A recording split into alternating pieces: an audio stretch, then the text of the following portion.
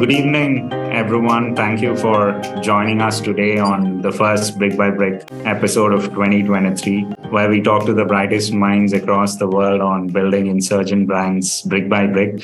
Today's is a very special session. We have a special founder, the first one that we backed at BSG, Viraj, founder of VRB Consumer Products. We've been part of the journey for over 10 years, and we will be discussing about the topic which is essentially about cracking the offline code. I know for a fact that a lot of digital first founders are figuring out the offline channel this year and should probably be in the list of their New Year resolutions. So, Viraj, we get to learn from you on the best practices in offline in this session. And thank you so much for joining us. Really appreciate it. My pleasure. I always say this, anything for DSG. So always anything for DSG, and I'm just putting a caveat. I don't know much. I'm still learning, so I'll try and share whatever I've learned along the way. We've learned a lot, and just wanted to use this time to help others learn as well. And audience, throughout the conversation, if you have any questions, please put them in the Q&A section. We'll take them towards the end of the session. So Viraj, let's jump right in. We can go back to 2012 when we invested, and I think that was December 2012 was when the company was incorporated. For the first 4 years, you chose to focus on B2B, and it was only after that you launched retail. So could you talk us through the reason for pursuing that strategy? So, if just before I tell you that, and I was, before I answer that, today, Veeba, 8% of our revenue comes from B2B and about 92% comes from our distribution business. Right. When I started Veeba, at that time, the company was called Veeba. VRB name change happened later. When I started Veeba, I was very clear in my head that this company will one day be a distribution first organization. I was very clear that distribution is where, the money is, so to say, in India. And but distribution setting up is expensive, and it's challenging, it's expensive. I have balded because of distribution. I have grayed because of distribution. Honestly, distribution does this to you. So my thing was, Hari, very simple, that I had put a figure in my head, and that figure at that time was, company 100 crores plus kar legi. That is when we will enter retail, not before that, because it's expensive. You have to put feet on the ground. You have to put, retail, how do I put it? Retail is what drives me. What the excitement of, let's say, Hari, you go to a remote town in Kerala and you send me a picture over there. Okay, Viraj, see, I'm in Kerala in some unknown town and I saw your products. That is what gives me a lot of happiness. Even today, I have that childlike excitement when one of my friends or one of my colleagues goes to some place where we're not expecting to see Veeba, and you see. So I was recently gone somewhere beyond the mountains of Uttaranchal, and there was one small shop, and that shop had 17, 18 of us. That's what excites me. But yes, to answer your question, in my naivety at that time, I thought, pehle B2B capture kar lunga. Once I become big in B2B, I will, go and capture retail. And young, cocky, stupid, whatever you call it. At that time, I realized that I thought that capturing B2B will be easy, followed by two of the most toughest years of my life, 2013, 2014. And, at many a times I thought, what am I doing? This is not, there's no B2B business coming.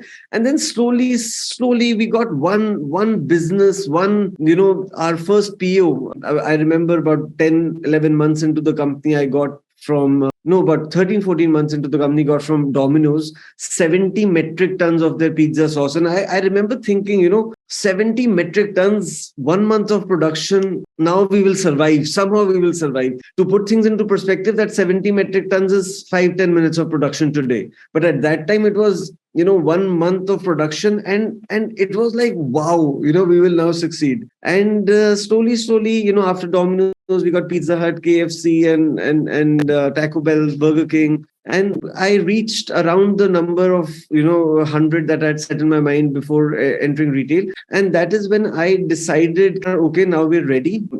Spoke to Deepak. At that time, you'll be shocked to know Deepak had a lot of time. He used to spend a lot of time with me. So spoke to Deepak. I told him, "Yaar, time aa gaya." So but on day one of and you know me pretty well, and I spend a lot of time in a research center. On day one, I had started working on the retail product list. We had started making the products, perfected the products. So once the products were ready, did not have money to hire, these graphic designers and stuff. So the first labels were actually drawn by my hand, and that is what we went out as labels, in 2016 or 17 when we. Yeah, that's when we launched retail. And now talking about again, just going back in time and the first year, of retail launch, when you're about to launch retail, how did you think about, the initial targets that you set for yourself? Which geographies were you present in? How did you go about identifying the initial products and initial set of stores? That'll be great to understand.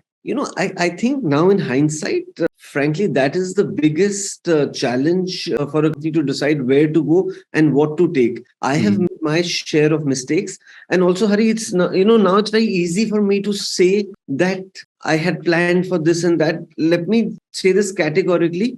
We were desperate. We needed money. We needed business. And that is why the strategy was formed. So it was not that I was a genius to form the strategy. But now I think anybody who's listening to this, my $1 million lesson is that, Delhi, Bombay, Bangalore is sexy. Everybody wants to be there. Everybody wants to. When we entered in retail, I at that time thought, my God, यहाँ का retailer तो बहुत margin, how it's expensive and out of lack of money or out of desperation, we went outside first. So we were a north-based company at that time. And, this thing was, it was obvious that we will do north.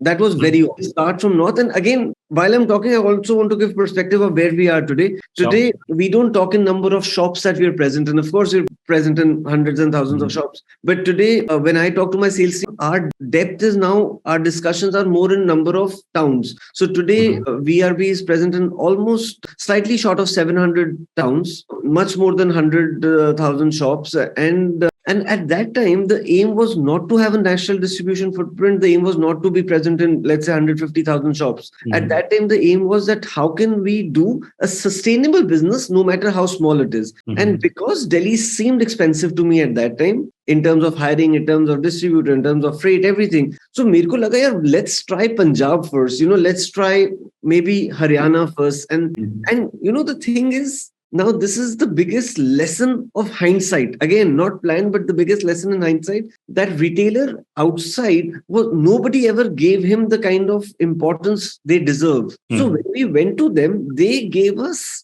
like open arm welcome. They said, yeah, please keep your product and all of that. And because of that, we realized that, later, about a year later, we realized when we entered Delhi, that the Delhi retailer was not as welcoming as the upcountry retailer. So whenever we went to South India, we did the same thing in South and then entered Bangalore and Chennai and Hyderabad. We did the same thing in West and then entered Bombay or Ahmedabad. Same thing in East. By the way, East, I think we still have a long way to go. East is my focus area for 2023. We have a long way to go in East. I think we're only present in about 250 towns. It should be much more than that. But, the problem that I see, and I talk to a lot of startup founders, and, we are so entrapped by the Delhi, Bombay, Bangalore, Pune, the usual 10, that we never look beyond them, and they suck you. They suck everything out of you. And by that time, you're too tired. So I always say, do Delhi, but I'm not saying go to Hoshiarpur and I'm not saying go to Kodaikanal right now or something like that. Kodaikanal go to, but don't go to Vellore or Madurai. But in North, if you're talking about North, do Delhi, but along with Delhi, do the other two of the top 10. So that means do the Chandigarh and the Ludhiana also. Right? Then when you go to West, don't only focus on Bombay and do the Nagpur. It's a great city, So one or two other cities, it A gives you proof of concept, and B, it is an easier revenue stream, easier P&L stream. Revenue obviously will be much higher from Delhi or Bombay, but the P&L is much better in the other places. This was not a planned lesson, but this was a lesson we realized 1 year into our journey that this is the way forward. Got it. So that's with respect to geography. So your suggestion is that people should start with one of the top cities and two satellite cities that are in the neighborhood. Two or whatever your bandwidth. Yeah. But what about products? How did you decide on the initial products that you took to these stores? And what kind of stores were these? Was it modern trade or general trade? The product mix, frankly, I was personally very, very clear that whatever we do, Veeba, the brand Veeba should not come across as a Me Too brand. And I was very, very clear about that. So the product list, you have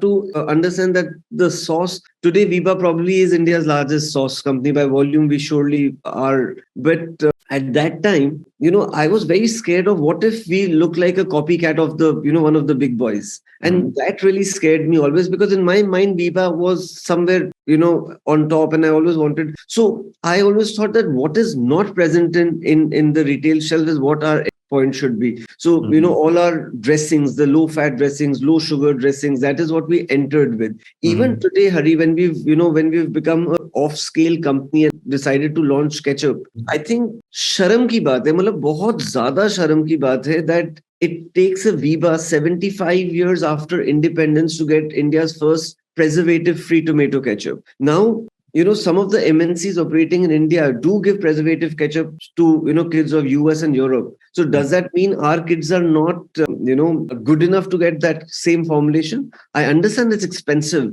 I'm saying let the consumer choose. Give them an option of both preservative and non-preservative. So whatever is, whatever. But so even when we launched ketchup today, we launched it with a clear focus of not being Me Too. So we are going plus.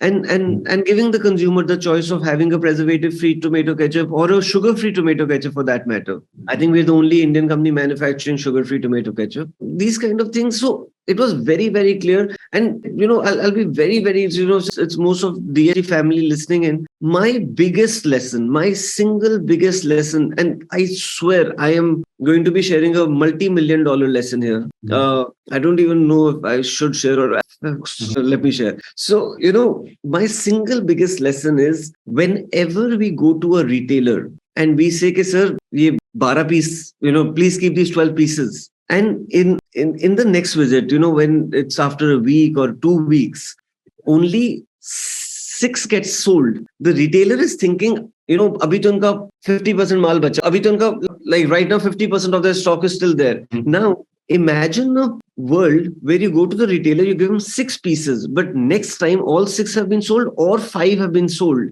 The retailer suddenly thinks, my God, they've stocked out. If you win the retailer's confidence, and today we have won that. The retailer trusts us that we'll be making the right order. We'll not be blocking his inventory, his space, his shelf space unnecessarily. The biggest lesson I have learned is stock less, not more. Because as founders, as young founders, we want, what gives us what arouses us the most is when we go to a shelf and see this bigger face. But trust me, it's the worst thing you're doing for the brand, because the retailer is seeing, if you put, or let's say 24 pieces and 7 are sold, that sends a very bad signal in the retailer's head. But if you put 6 and 5 are sold, I'm saying less sale, 5 versus 7, but that is a much, much better signal. The only thing is you have to be a bit more patient. It takes maybe 3 to 6 months longer. But retailer only sees one thing. Retailer does not see, brand. Retailer sees mera shelf space. How much time is he blocking my shelf space?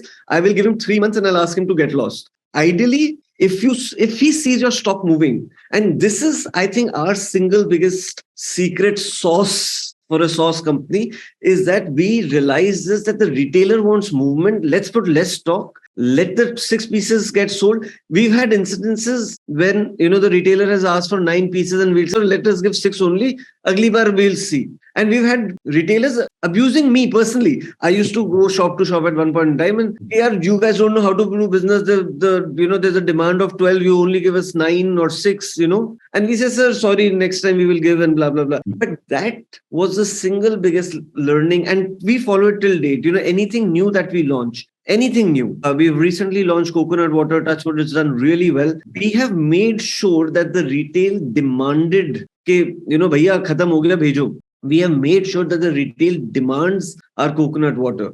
And it is not that the customer has picked up everything immediately. We make sure that we supply less and we make sure that the retailer demands. So that, I think, has been my single biggest lesson, or if I may say so, reason to be where we are today. No, that's very interesting. And as you said, very different from what we see where there's this temptation to go take up the whole shelf and build visibility, all of that. This focus on, a lesser supply and generating that retailer demand and carrying them along. That's very interesting. A related question, Viraj, again, you said you started with products, that weren't there in the market at the beginning. So how did you win the initial set of stores? Was it better margins, or what would your advice be in terms of, Veeba has never fought on money because all our honorable opposition were deep-pocketed people. So in my head, it was very clear that we can't fight on money. There is no way we can fight on money.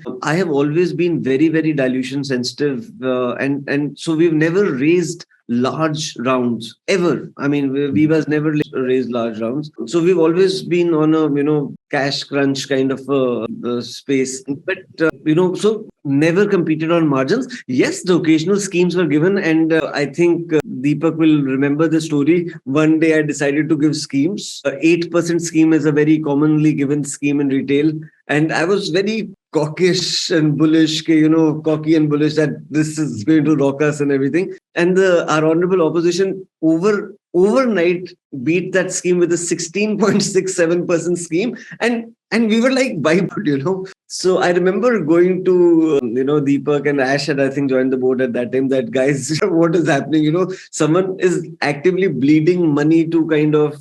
So I learned very early that there's no point fighting the money battle with the big boys. So it was always on, service. It was always on giving my focus has always been, Hari, how can we win the retailer? Only if we win the retailer will we win the end customer, because that is the biggest conduit, so to say, between the company and the retailer. So always the focus has always been on retailer first kind of a thing. So, and very honestly, retail is not sexy. It's a very boring, very patient, sometimes I'm so jealous, of the other food companies. They do these amazing, D2C plans, and their websites are so cool, and, they're so nice. And I feel so jealous. But the thing is, retail is not sexy. Retail takes time. Retail takes patience. It will test you on every level. But if you succeed in GT in India, that is where the magic lies. And you can't earn money from modern trade. You can't earn money from, online or,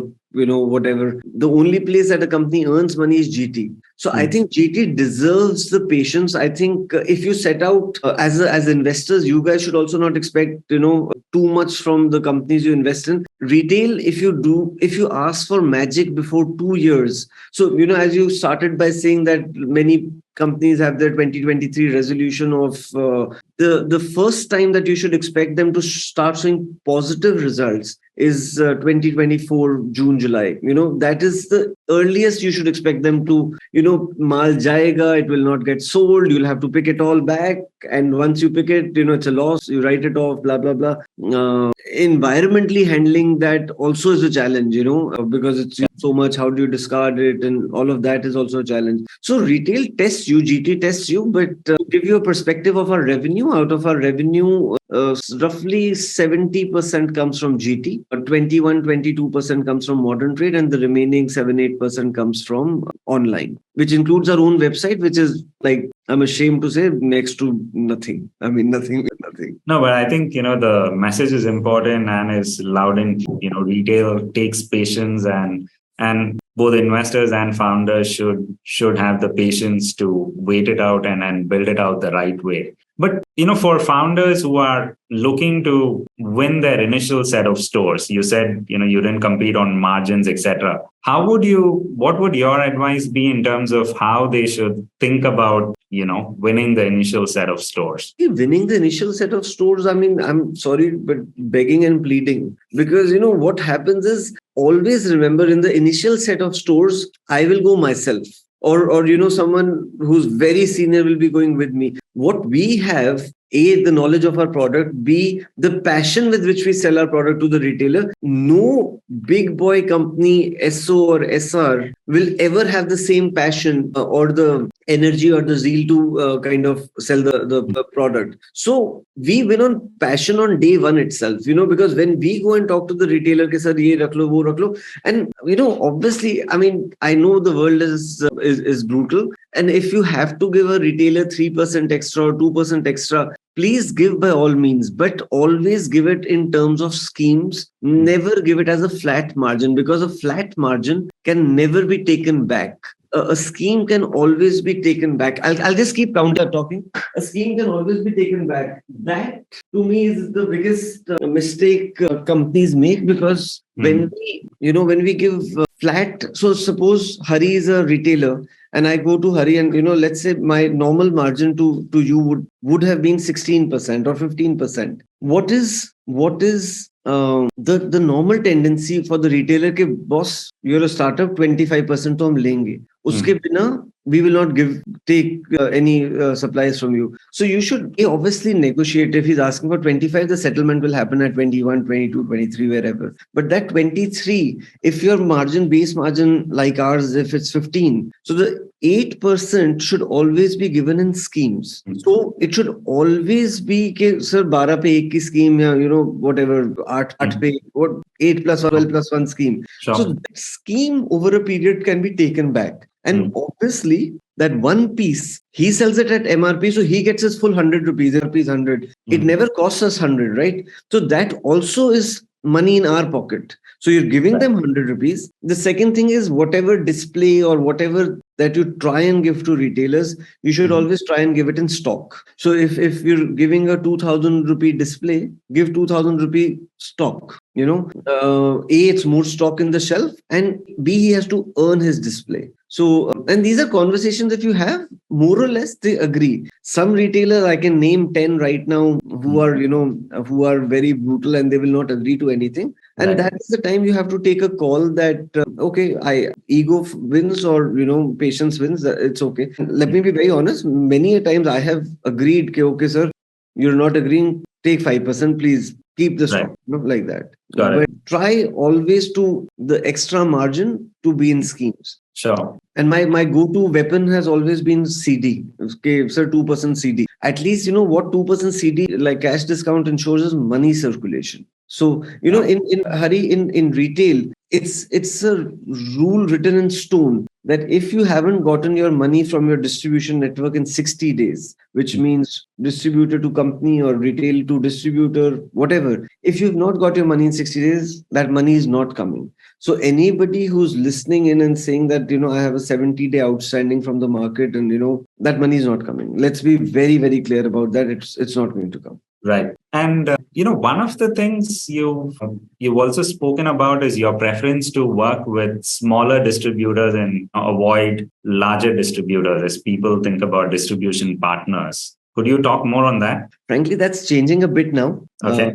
Again, this is for founders starting out, so it could be very different, but you can talk us through the evolution. So starting out, basically, my aim was always that we should be the breadwinner for the distributor. Always. So if that time a distributor was doing a revenue of 5 lakhs a month, so 5 lakhs meant roughly he's going to earn 35,000 rupees from us. So if I wanted that guy still to be, we would never let him do other company work. We would actively stop them, because we would by all means do other companies' work. But if you can't meet our investment, and we knew we are launching products all the time, if you can't meet our investment, so he would never let go. Let's say if Hari, you launch a beverage brand tomorrow and I have a 5 lakh distributor, it's very easy for you to come because you want to be in the same number of same shops as Veeba. You will come to my distributor and say, "Ki, hamara bhi kaam le lo." We always used to tell the distributor not to take Hari's work because we want your investment only for us. If he insisted, we were very clear, by all means, Hari's work. But if you delay our investments, we are bringing in new launches. If you can't put the money for that, then we are very sorry, we'll move away. Now, distributors never wanted that 5 lakh distributor, if we were responsible for 70-80% of his turnover, he would never want us to kind of get pissed off, so to say. And now the same thing we're doing with the 50-60 lakh distributor also. So my intention was not to go for the smallest. My intention was to be the big boy in the distributor's portfolio. Sure. Because the distributor is very, very important, part of the whole puzzle. I know a lot of people say it's a dying breed and, I don't think so at all. I think for the next 10 years, the distributor is not going. Yes, Reliance is doing some mega stuff and yes, they will one day, replace a lot of distributors, but he's not going anywhere. The relationships the distributors enjoys with shopkeepers. I mean, it's difficult for a software to, do that. So I think the lesson is not to go to the smallest guy, but to be the biggest boy in the small, in your distributor's portfolio, small or big, whatever it is. Right. And, the other question or conundrum that a lot of founders always grapple with is at what is the right time or stage at which they should expand to other geographies. We spoke about your recommendation to start with one city and, 2 satellite markets. So maybe you can take Veeba's example itself. You started primarily focusing on Delhi and the two other towns in Punjab. So what was the scale that you hit? What were the milestones that you hit before you decided to expand into other geographies? So my thing was very, very simple. And frankly, what I am about to say should be blindly the rule book for anybody who's entering retail right now. It has to be a 10 city, 1,000 shop. So I call it proof of concept. If we can be successful in 10 cities and 1,000 shops, I mean, you can debate is, Viraj, don't be silly, it's too small and blah, blah, blah. But I always say 10 cities, 1,000 shops. And frankly, yes, it's easier to do the top 10, Delhi, Bombay, Bangalore, Pune, Calcutta, Ahmedabad, Chandigarh, Ludhiana. But I'm saying 10 cities and shops. So if you don't want to expand too fast, then let the 10 cities be in only north and west. Or if you're a west-based company, let it be only west and south. But get this 10 city and don't how do I put it? Don't wait. Okay, I will only do these. In the difference we did was that we went to the non-metros first. But that 10 city, 1,000 shop concept, gives the founder so much confidence, because if you succeed in only a Delhi, Bombay or a Bangalore, you're never sure that India is not that, right? India's are only 10 cities. The other 1,000 cities or the other 700 cities are not Delhi, Bombay, Bangalore. So you always have to be very, very clear that you want to make a company which is one day going to be national. And if it's going to go national, then let it be a 10 city, 1,000. So 10 city, 1,000 shops may let the 1,000 shops be a representation of the country as well. So which means there will be, 10% modern trade, 5% standalone modern trade, but the 70-80% has to be general trade. I'm not saying go to C or C minus, be intelligent, you should know where your product should go. But that 800 to 1,000 shop benchmark, that is when you will know if that is being done successfully. Then, it's very different from selling a 300 rupee bottle of face cream or Southwest Chipotle. By the way, our Southwest Chipotle is not, I'm just saying of anything. It's very different to sell it, in let's say, I don't know, I don't want to take the name of any app, but any app or your own website, as opposed to selling it in general trade. It's a very different mindset. So if you're going to be an online first company and your MRP is going to be 300 for a X thing, please expect. So Hari, if you were to launch a sauce company tomorrow and you price yourself 100 rupees over me, I will always undercut you. And yes, customers will try Hari sauce for one time, maybe two, but then they'll say, "Yeah, if I am giving value for money at 300 or 200, then there is no business for them to stay with you." 1 to 10% might always say, okay, we like Hari's taste better. But if I believe my sauce is actually, we are giving value for money, there is no reason for you to ever price it over us. But yes, online first. Some brands I have seen, they have launched sauces which are at a premium of almost 50 to 60% to us. Now, I think that is daft, because when you plan that pricing, yes, you will do very well online. Someone will see this sexy bottle and that, sexy name and but that is it. You will sell 6,000 bottles from online that particular month, and bravo. But GT is a bit different. So if you have had an online presence and you don't want to maybe be stupid to have a separate, not brand, but separate line for GT. So there's no confusion between your MTGT, online. And you said to start with, 10 cities. And any inputs on what is the scale that a company should get to in those markets before even thinking about other geographies? My thing is profitability. Right. It's not about scale. So, for example, if I am selling, I don't know, BD and Muniz, obviously BD will have a different scale altogether than I'm not. So I think a wrong question. Sure. It is more of what is a successful. So let's say if I get this 10. So rephrase it. It's more the milestones that they should before thinking. Yeah. So what you need to look at is this 10 city model if it's successful. So for 10 cities, let us assume we will have roughly 30 sales officers, 2 ASMs, and 1 sales manager. I am not talking about a CSO or chief sales officer kind of a level guy right now. I'm saying if the business coming from these 10 cities and 1,000 shops is able to sustain that to me is a successful, end result. If it is not being able to, and again, I say this again, I'm going to say this repeatedly, that 18 months to wait karna hi padega for you to expect anything. Right. But 18 months, why 18 months? It's 3 shelf life. So if your product shelf life is, 6 months, then at least 3 rotations to dekho.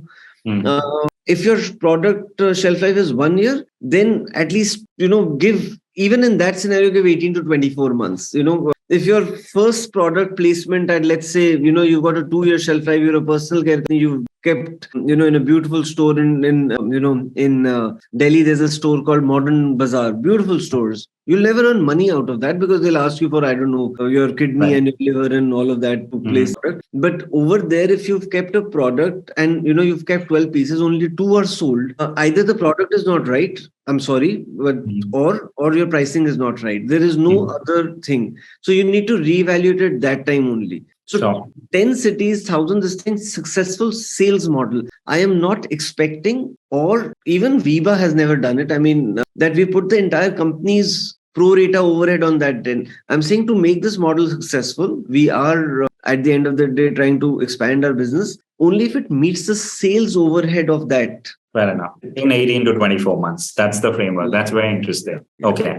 And, now I just want to spend some time on just the offline org structure, Don't worry, very, very basic questions. Because, for founders who are starting to think about venturing into offline, what would your advice be in terms of who their first critical hire should be and what should be the target for that person in the first 18 to 24 months? See, the first hire now, the sales team, sales team is like an army. So it is always important to hire, let's say, even if you're doing 1 city, hire 4 people. Peer pressure works really well in sales. There is, let's say if it's Delhi or let's say Bombay, South Bombay, North Bombay, have 2 people in South, people in North, so that they can compare notes. There's a healthy competition between South Bombay and North Bombay.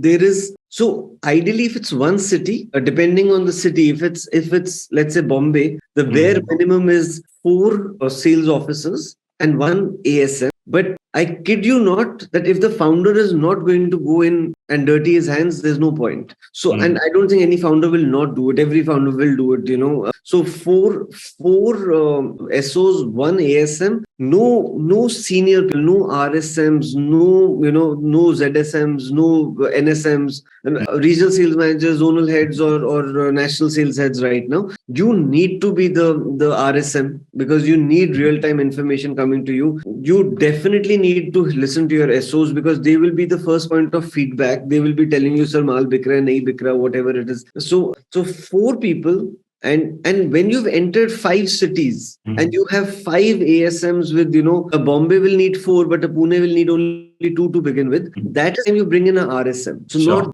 more that. So 5 cities, my strong recommendation would be to, I am guilty of being the RSM for far longer than I should have been, but 5 cities, you need to be the sales head, definitely, because you will be changing on a day-to-day basis. And your advice on best incentive structures for salespeople, sales targets versus collections, etc. Shockingly, till date, Veeba doesn't have a sale incentive program. Till date. Wow. We've never had it. We don't have it even now. It is very strange. I think we're the only anomaly in FMCG who doesn't, because to me, sales incentives lead to a lot of dumping in retail. You can have incentives for sales, but you cannot have incentives for, if the stock is put, let's imagine I'm a guy earning 20,000 rupees and then you come and tell me that you can earn 5,000 extra by putting in stock. Be sure I will put in stock. But is that converting into tertiary sales? Is that converting into that? So that scares me, to be honest. So I am a bit scared of incentives. We have not given incentives. In fact, strangely so, this is a very, very funny story. Last month is the first time we gave sales incentive on a new product launch. In the last 9-10 years of Veeba's existence. And what prompted that change in thought process? We were launching pasta under our second brand, Earthmade, and pasta is a commodity. So I wanted it wide and fast. Sure. So I said, sales and 1 year plus shelf life. So I said, sales team ko de do, but it was only a launch incentive scheme. So it was only for the first 2 months, and then it will be pulled back next month. So this is the first. This is interesting because it's completely, as you said, probably the only brand with this kind of. So how do you manage to, salespeople that are used to incentives, etc., and other organizations, when you hire them, would be useful to double click and, explain the rationale and how you manage to set expectations with the people you hire? So for me, I think it's at the end of the day, what is stronger than a 2,000 or a 4,000 rupee incentive is a army wali feeling. It's a bond between two people. It's a bond between the organization and the person. And at the end of the day, your job is to sell. So if my job is to sell, then my job is, we might, by the way, give incentives at the senior level.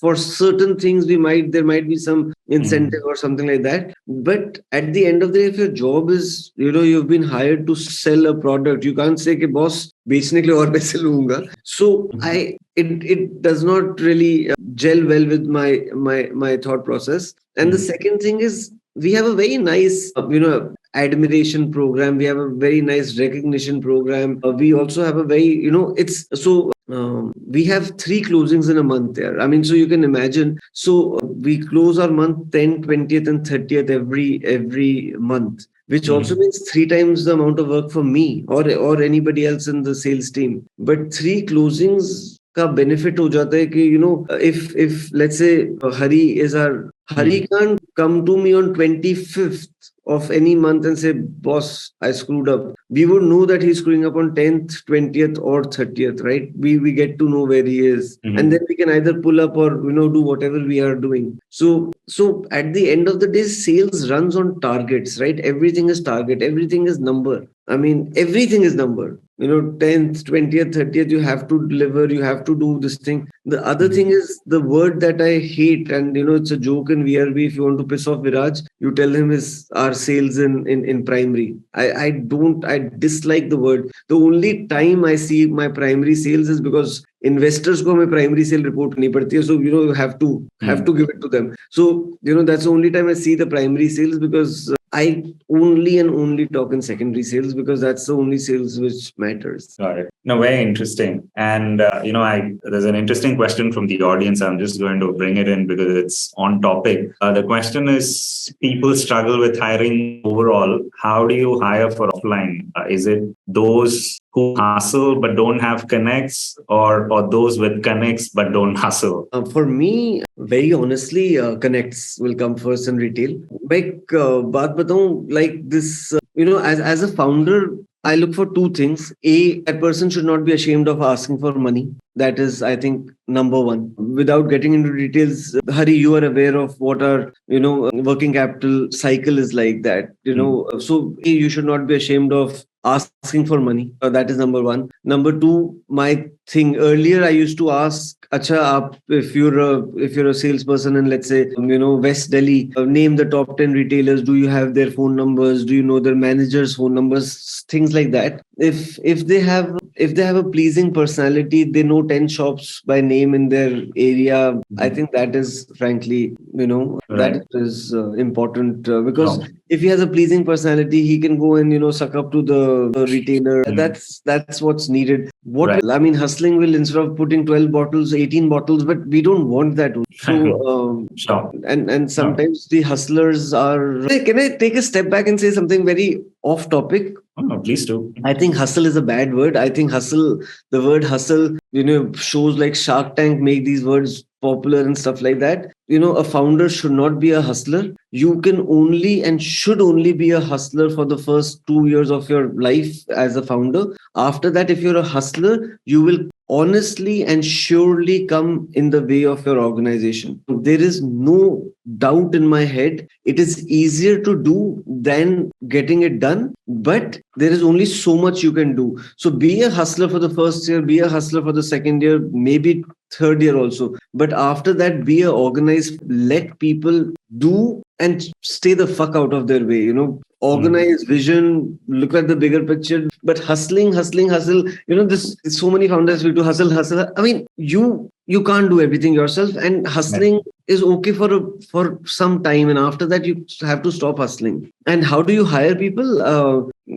Today we're lucky, a lot of people are willing to join us. We as you know, won the best employer of the year award. We were number one. Number two was Cadbury. Number three was General Mills in our category, 2,000 to 5,000 employees. But earlier, barring sleeping with them, I have taken them out for coffee, dinner, lunch, breakfast. I have done everything to make people join us, convince them, beg them. Yeah, that it takes. I mean, you never know. Maybe not having an incentive structure also played a part. So, but no conversation with you is complete without speaking about products. I saved it for the last so that we don't go overboard with it. So, would be useful to talk about new product development. Again, how would you encourage founders to think about new product development in terms of how far out they should plan for? And just general advice on how to approach it. I think I genuinely, frankly, feel that the founder's gut is the most important thing in product launches. I mean, who would have ever thought that a product like Southwest Chipotle is needed, or for that matter, Sleepy Owl's coffee is needed, or Arata's, personal care products are needed. It is from the gut of the founder. I think my two lessons here is A, don't be overly attached to your product. So if you see a long tail and you need to chop it off, please do chop it off. B, I think you should know your product really well. If you don't know the product inside out, I think it's very difficult to sell the product. So even if you're not the person making it or the brain formulating the product, you should know the product really well. It looks really weird when a founder goes for a meeting and, I have this anti-aging cream. Achha, what is the ingredient that helps the anti-aging? And you don't know the answer for that. So you should really know your product inside out before trying to sell it. And I think nothing like the founder's gut, to be honest. And very honestly, I listen to everyone with such open ears, I can't tell you. You don't know where a good idea comes from. And when it does, you just grab onto it and, make it your own one day. But I listen with a very, very open. Right. And you mentioned, one of the important points you mentioned is also be clinical about chopping off products that don't work. So how, in an offline setting, how do you go about determining whether to double down on a new product versus, chopping it off? So basically returns. So if the product is coming back, let's say, if our company's overall return percentage, our return percentage currently is about 3%, slightly less than 3%. I'm not saying it's high, but let's say a Delhi or a Bombay or a Pune or, our top 200 odd cities will give us 0.5% return. Our return comes as high as 20%, 25% when you open a new town, new city, because we have to test the water. We have to give it to 20 shops to see if 10 can keep it or not. So that is why I average. None of our opposition ever expanded the distribution. We are expanding the distribution. So because of that, the new towns and the new products give us a lot of replacement. But let us say a new product after, let's say, 24 months, that is 4 cycles in my case, or 3 to 4 cycles in my case, is giving a more than 10% replacement.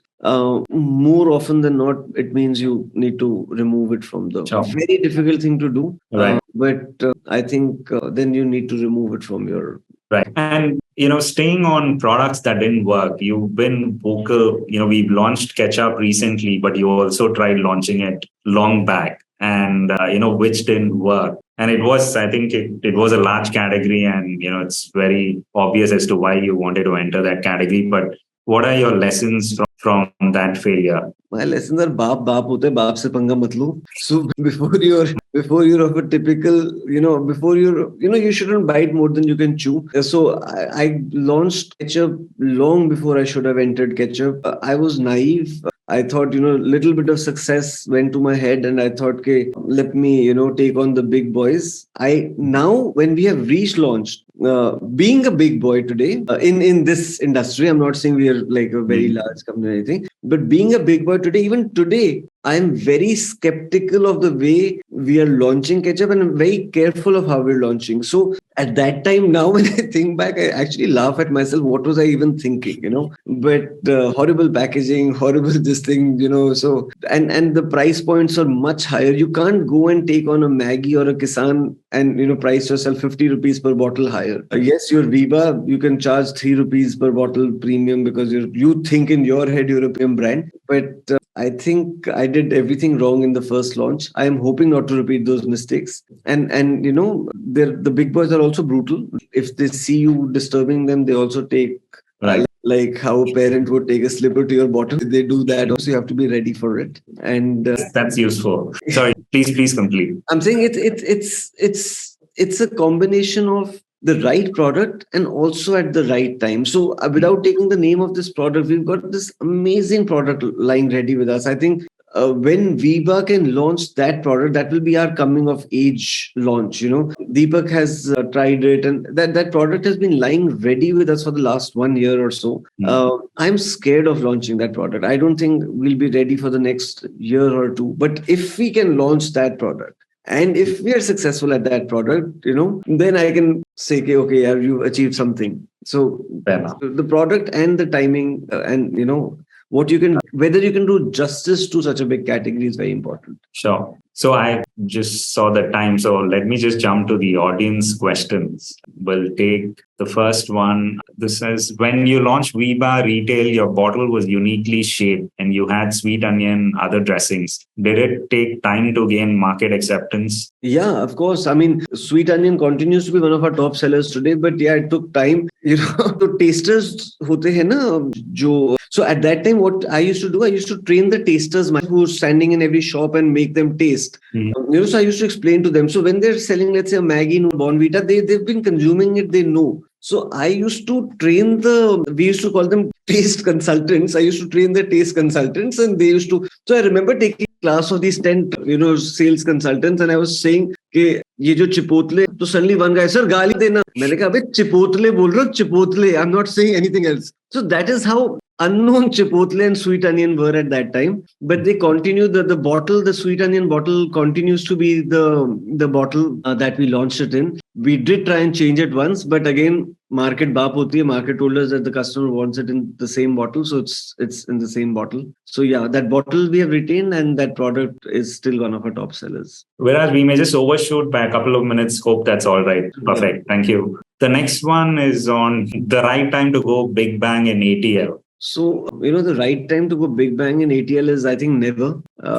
You need to, again, retail is not sexy. Retail is, I have made the mistake of, IPL final launch, SRK, all of that. But by the way, mom's ko, Malika, she still owes me a lunch. She's very cheap about it. She's not giving that lunch to me. But she was launching I hope they also. She was launching ATL and she said, we are launching ATL and the revenue will jump this much by this much by this much. I said, no, Malika, it will not jump. It will take some time. So ATL will build your brand. It will not give sale the next day. It doesn't work like that.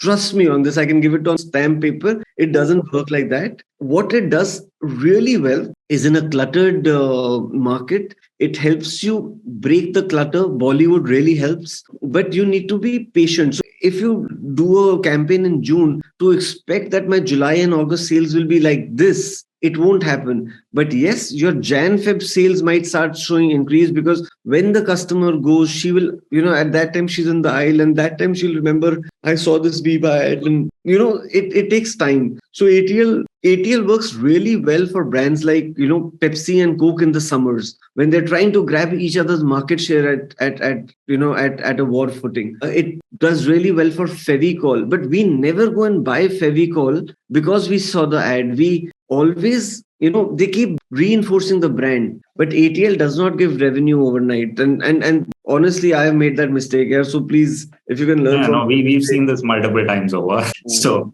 glad that you clarified that. The next one is on interesting. Is selling beverages more difficult than dips in sauces?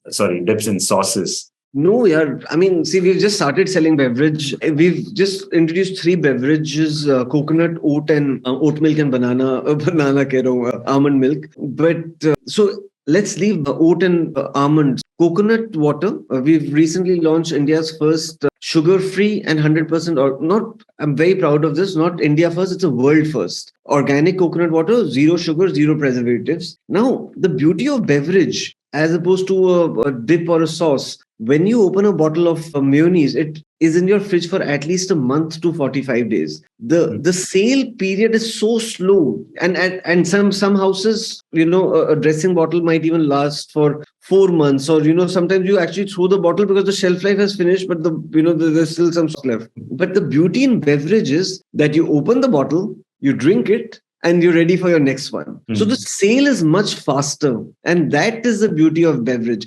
And again, I'm trying to get my hands dirty with beverage, but I'm loving the fact, you can give a shop 48 pieces today and the shop will ask for 48 pieces tomorrow also. So that is the beauty. And over there, we are seeing, impulse buying really helping, on the counter scheme really helping, but all the schemes are bulk purchase. So we'll not give you a scheme on 1 bottle, but we'll give you a scheme on 6 bottles kind of a thing. Right. No, that's an interesting take on beverages, which is widely, at least the collective wisdom is it's a difficult category to crack given low gross margins, etc. But that's a refreshing take. We are in a high gross margin product, right? So don't know anything about the gross margin. Our coconut water is 65 rupees. Right. It's expensive. No, that's true. The next question, I think we have a QSR founder who's disappointed that you chose to walk away from QSR. Why did you choose to walk away from this? By the way, not chosen. We are still the largest suppliers to Domino, still the largest suppliers to Burger King. In fact, today I got an email that we are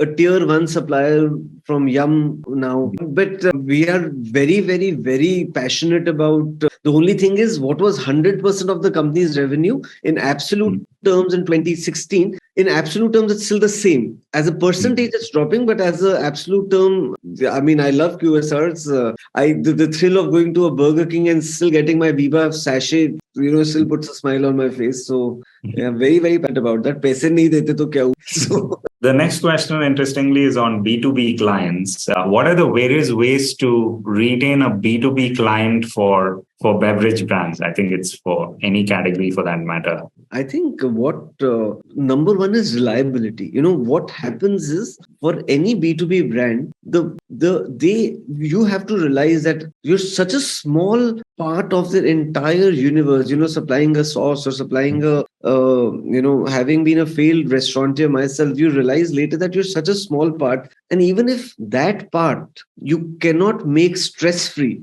then shame on you. So for a beverage player, or so if I have ordered for, let's say, 24 bottles of coconut water, and for that I have to call up thrice, or have one guy or something nagging in my head. So number one is reliability. It's a given that your product and price is right. If your product and price is not right, you're never going to enter. So once you've entered, the number one thing is reliability, and the number two thing is innovation. So if you are their innovation partner, so for anything new, because how QSR works in India is every quarter they launch a new menu, which is their NPD department launches a new menu every quarter. That is how, if you can be their innovation partner. So that is what, we've launched so many beverages for so many QSRs,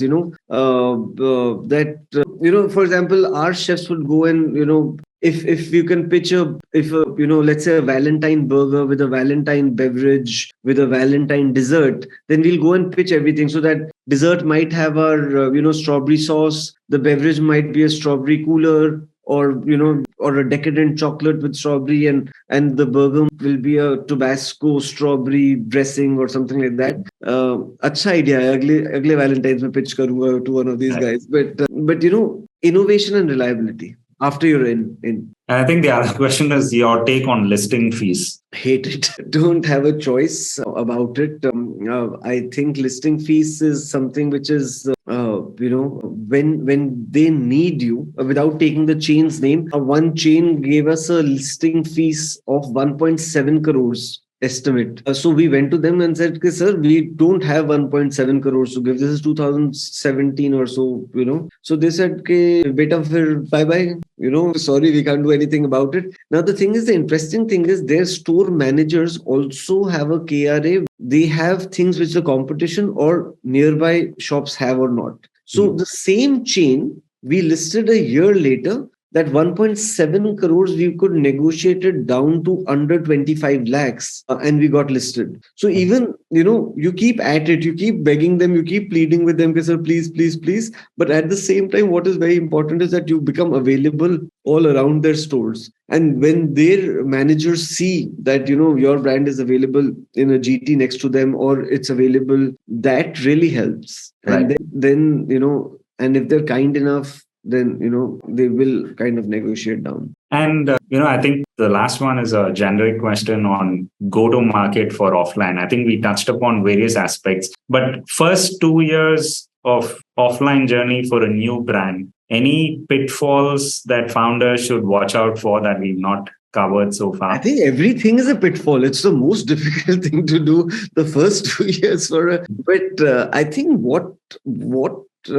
whenever it all becomes too much, I always say break it up, break it into clusters of 5 shops, 10 shops, but be very, very hands-on for the first 18, 24 months. And that is the most important thing. Be in the market, see the shops, what the customer is saying, what the retailer is saying. A lot of times we focus on what the customer is saying, but not focus on what the retailer is saying. So, always listen to the retailer, break it down. It becomes very, very difficult. Yeah? Even today, sometimes I just, I feel like just ripping my head apart. When will this ever stop?